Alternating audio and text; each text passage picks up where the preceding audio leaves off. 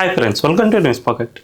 MIM party chief Asaduddin Owaisi తాజాగా కాంగ్రెస్ పార్టీపై కొన్ని కీలక వ్యాఖ్యలు చేశారు. అదేమిటంటే రీసెంట్గానే షర్జిల్ ఇమామ్ అండ్ ఉమర్ ఖలీద్ ఇలాంటి దేశద్రోహులకు సుప్రీంకోర్టు బెయిల్ను నిరాకరించింది. వీళ్ళంతా కూడా దేశద్రోహానికి పాల్పడ్డారు.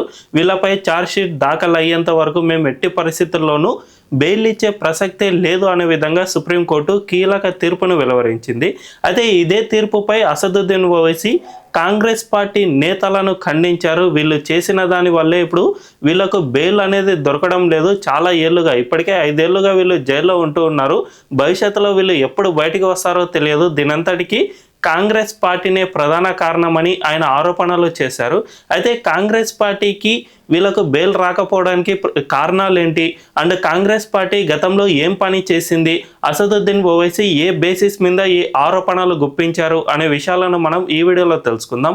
అంతకంటే ముందు ఇప్పటి వరకు మన ఛానల్లో ఫోన్ క్లారిటీతో మీకు వీడియోలు అందించాం. ఇకపై నుంచి కెమెరా క్లారిటీతో మీకు వీడియోలు అందించబోతూ ఉన్నాం. సో మాకు ఇంతకుముందు ఏ విధంగా అయితే సపోర్ట్ చేశారో మీరు అంతకంటే ఎక్కువగా ఈసారి సపోర్ట్ చేయండి. మీకు ఇంకా ఈ విధంగా బెటర్ క్వాలిటీతో వీడియోలు అందించే ప్రయత్నాలు చేస్తూనే ఉంటాం.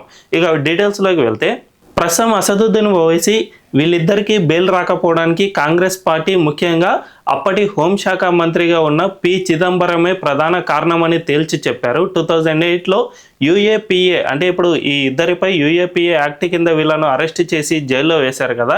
ఈ యూఏపీఏ చట్టాన్ని 2008లో కాంగ్రెస్ పార్టీ నేతృత్వంలోని యూపీఏ 2 ప్రభుత్వం దీన్ని అమెండ్మెంట్ చేసింది. అప్పట్లో ఇందులో కొన్ని కీలక విషయాలను జోడించారు. అదేమిటంటే జనరల్గా యూఏపీఏ దేశద్రోహం అనేది ఉగ్రవాదులకు వాళ్ళు తుపాకులు లేదంటే మానవ బాంబులు ఇలాంటివి ఎప్పుడైతే యూజ్ చేస్తారో అలాంటి వాళ్ళను గతంలో అరెస్ట్ చేసేందుకు వీలుండేది. అంతే తప్ప మన దేశానికి వ్యతిరేకంగా కుట్ర పన్నిన వాళ్ళను దేశద్రోహం కింద వాళ్ళను అరెస్ట్ చేయడానికి అప్పట్లో అంత వీలుండేది కాదు. ఎందుకంటే అప్పట్లో చట్టంలో దీన్ని సరిగ్గా మెన్షన్ చేయలేకపోయారు. కానీ 2008లో అప్పటి హోంశాఖ మంత్రిగా ఉన్న పి చిదంబరం ఈ బిల్లుని తీసుకువచ్చారు. అందులో ఏమని మెన్షన్ చేశారు అంటే, ఈ దేశద్రోహం అనే దానికి ఆయుధాలు లేదంటే ఉగ్రవాద కార్యకలాపాలు లేదంటే ఏదైనా ఘటన జరిగినప్పుడు వీటిని ఆధారంగా మాత్రమే పెట్టుకోవడానికి వీల్లేదు.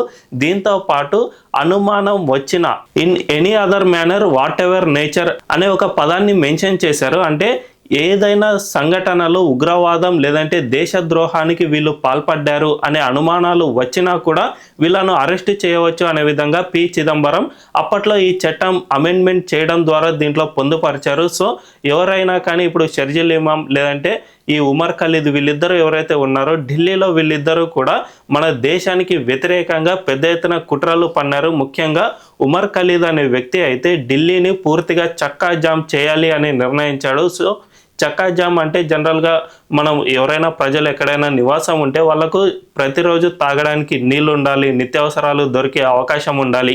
ఇవన్నీ ఉన్నప్పుడే సాధారణంగా జీవిస్తూ ఉంటారు. కానీ ఢిల్లీ హైవేలను మొత్తంగా దిగ్బంధించి వాళ్ళకు నిత్యావసరాలు అందకుండా చేయడం, అంతేకాకుండా వీళ్ళకు తాగునీటి సరఫరా రాకుండా అక్కడే అధికారులు ఎవరైతే నీటిని రిలీజ్ చేస్తూ ఉంటారో వాళ్ళందరినీ కూడా నిర్బంధిస్తే ఖచ్చితంగా తాగునీటి సరఫరా అనేది ఆగిపోతుంది.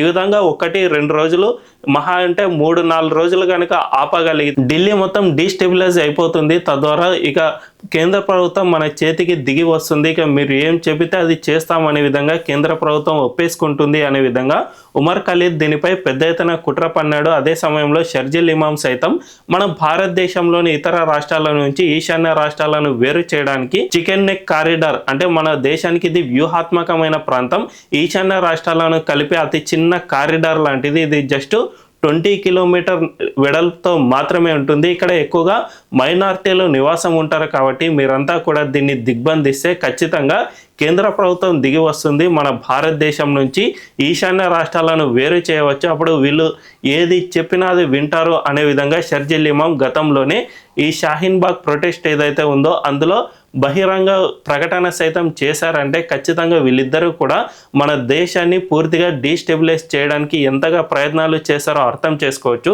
సో అందువల్లనే వీళ్ళిద్దరిని సైతం జైల్లో వేశారు. వీళ్ళతో పాటు చాలా మందిని జైల్లో వేసినా కూడా అప్పుడప్పుడు వీళ్ళలో కొద్ది మందికి బెయిల్ వస్తూ ఉంది.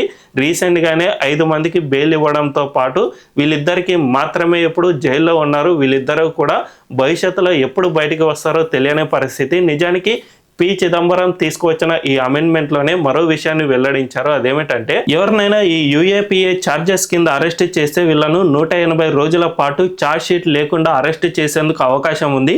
భవిష్యత్తులో ఎప్పుడైనా కానీ ఛార్జ్ షీట్ దాఖలు చేసేంత వరకు వీళ్ళను కొన్ని బేసిస్ కింద బెయిల్ ఇవ్వకుండా వీళ్ళను నిరోధించవచ్చు అనే విధంగా సైతం ఈ యూఏపీఏ చట్టంలో పొందుపరిచారు. అందువల్లనే ఇప్పుడు వీళ్ళిద్దరిపై ఇప్పటి వరకు పోలీసులు ఛార్జ్ షీట్ అనేది దాఖలు చేయలేదు కాబట్టి వీళ్ళను బయటికి వదిలేందుకు సుప్రీంకోర్టు నిరాకరించింది. మీపై ఛార్జ్ షీట్ దాఖలు కాలేదు కాబట్టి ఇదంతా కూడా వచ్చే వరకు మీరు జైల్లో ఉండాల్సిన అవసరం ఉంటుంది. అంతేకాకుండా మీరు పాల్పడింది చిన్నపాటి ఘటనకో లేదంటే ఏదైనా చిన్నపాటి అల్లర్లకో కాదు, పెద్ద ఎత్తున మన దేశాన్ని దిగ్బంధించే ప్రయత్నం చేశారు కాబట్టి ఖచ్చితంగా మీకు బెయిల్ ఇచ్చే ప్రసక్తే లేదు. అంతేకాకుండా మరో సంవత్సరం వరకు ఈ ఛార్జ్ షీట్ దాఖలు చేయడానికి పోలీసులు సంవత్సరం టైం అడిగారు కాబట్టి అప్పటి వరకు మీరు బెయిల్ అప్లై చేసుకోవడానికి సైతం మేము అంగీకరించబోమని సుప్రీంకోర్టు తేల్చి చెప్పింది. దీన్నే ఇప్పుడు అసదుద్దీన్ ఓవైసీ కాంగ్రెస్ పార్టీ గతంలో చేసిన ఈ అమెండ్మెంట్స్ వల్లే ఇప్పుడు మన దేశంలో వీళ్ళిద్దరూ కూడా జైల్లోనే ఉంటూ ఉన్నారు. గత 5 ఏళ్లుగా వీళ్ళు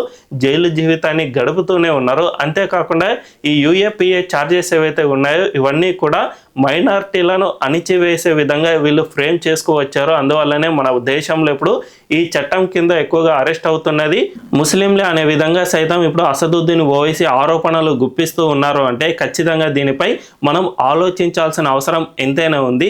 నిజానికి ఎందుకు ముస్లింలు ఎక్కువగా అరెస్ట్ అవుతూ ఉన్నారు ఈ ఛార్జెస్ కింద అంటే ఉగ్రవాదం అనేది జనరల్గా సెక్యులర్ పార్టీలు వీళ్ళంతా కూడా ఒక మతానికి సంబంధించింది కాదు, ఉగ్రవాదం అనేది ఒక మతానికి మనం కన్ఫైన్ చేయవద్దు అనే విధంగా వీళ్ళు చెబుతూ ఉంటారు. కానీ ఖచ్చితంగా ఉగ్రవాదం అనేది ఒక మతానికి సంబంధించిందే.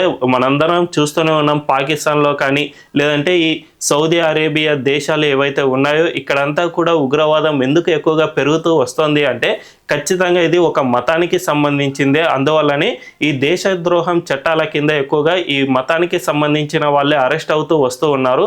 అంతేకాకుండా మన దేశంలో భీమా కోరేగావ్ ఘటనలో కొంతమందిని దేశద్రోహం కింద సైతం అరెస్ట్ చేశారు. సో మొత్తంగా మైనారిటీల కోసం మాత్రమే దీన్ని ఫ్రేమ్ చేయలేదు. దీంట్లో కొంతమంది హిందువులు లేదంటే దేశ వ్యతిరేకులు సైతం వీళ్ళు అరెస్ట్ అవుతూ వస్తూ ఉన్నారు. కాబట్టి ఖచ్చితంగా ఇది ఏ మైనారిటీలకు వ్యతిరేకంగానో ఫ్రేమ్ చేసిన చట్టం అస్సలు కాదు.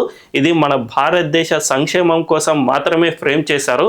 ఇందులో మైనారిటీలే ఎక్కువగా అరెస్ట్ అవుతూ ఉన్నారు అంటే అది ఖచ్చితంగా అసదుద్దీన్ ఓవైసీ చాలా అంటే చాలా ఆలోచించుకోవాల్సిన అవసరం ఉంది. తమ వర్గంలో ఏమేమి మార్పులు తీసుకొస్తే ఇవన్నీ కూడా తగ్గుముఖం పడతాయి. ముఖ్యంగా గతంలో ఒక నానుడి ఏముండేది అంటే మన దేశంలో ఎక్కడ ఉగ్రవాద ఘటనలు జరిగినా అది పూర్తిగా హైదరాబాద్కే కన్ఫైన్ అవుతుంది, హైదరాబాద్లోనే దీనికి సంబంధించిన మూలాలు వస్తూ ఉన్నాయి, ముఖ్యంగా పాత బస్తీలో దీని మూలాలు ఎక్కువగా ఉంటాయి అనే ఆరోపణలు సైతం గతంలో ఉన్నాయి. కాబట్టి ఖచ్చితంగా అసదుద్దీన్ ఓవైసీ ఫ్యామిలీ హైదరాబాద్ను 1980s నుంచి పరిపాలన చేస్తూ ఉంది. హైదరాబాద్ ఎంపీ స్థానం వీళ్ళ చేతుల్లోనే ఉంది. కాబట్టి వీళ్ళ హస్తగతంలో ఉన్న కాన్స్టిట్యుయెన్సీలోనే ఎక్కువగా ఎందుకు ఈ విధంగా జరుగుతుంది, మేము తీసుకురావాల్సిన మార్పులు ఏమిటి అనే విషయాలన్నిటినీ సైతం అసదుద్దీన్ ఓవైసీ ఎప్పుడైతే ఆలోచించుకుంటారో అప్పుడు మాత్రమే దీనిలో పూర్తిగా మార్పు వస్తుంది. అంతే తప్ప మన దేశాన్ని కాపాడే చట్టాలు యూఏపీఏ లాంటి వాటిని స్క్రాప్ చేసేయాలి, వీటన్నిటిని తొలగిస్తేనే మైనార్టీలు సంక్షేమంగా ఉంటారు అనే విధంగా ఆరోపణలు చేస్తే మాత్రం ఇది ఎంత మాత్రము సమంజసం కాదు అనే విషయాన్ని అసదుద్దీన్ ఓవైసీ గుర్తుపెట్టుకోవాల్సిన అవసరం ఎంతైనా ఉంది. మరి ఈ వీడియోపై మీ అభిప్రాయం ఏంటో కామెంట్ల రూపంలో తెలియజేయండి. అండ్ ఈ వీడియో కనుక మీకు నచ్చినట్లయితే ఖచ్చితంగా మా ఛానల్ను సబ్స్క్రైబ్ చేసుకుని బెల్ ఐకాన్ను క్లిక్ చేయడం అస్సలు మర్చిపోద్దు. Thank you.